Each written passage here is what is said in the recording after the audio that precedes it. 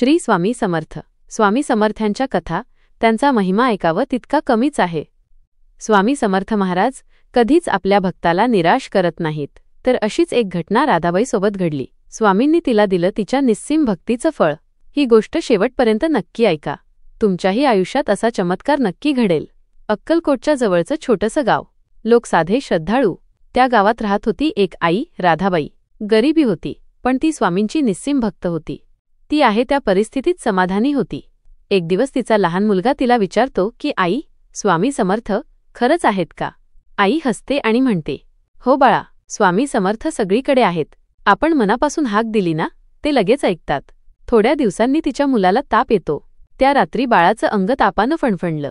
आईनं औषध दिलं, पण ताप कमी झाला नाही. दुसऱ्या दिवशी गावचा वैद्य येतो. म्हणतो, राधाबाई, परिस्थिती बरी नाही, देवावर विश्वास ठेव. आई बाहेर बसून आकाशाकडे पाहते. राधाबाईनं खूप प्रयत्न केले, पण बाळाची तब्येत बिघडतच गेली. डॉक्टरही म्हणाले, आता आशा नाही. आई रडत स्वामी समर्थांच्या फोटोसमोर बसून म्हणते, स्वामी, माझं लेकरू वाचवा. तुमचं नाव घेतलंय, आता तुम्हीच बघा.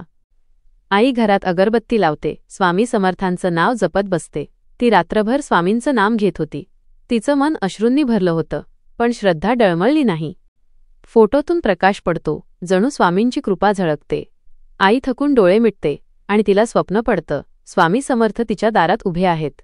स्वामी तिला म्हणत आहेत, घाबरू नकोस आई, तुझं लेकरू सकाळी उठेल.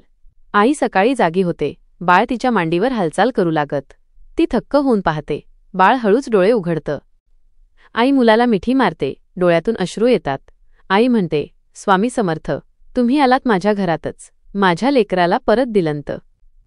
गावकरी जमलेले सर्वजण म्हणतात, स्वामी समर्थांनी खरंच चमत्कार केला.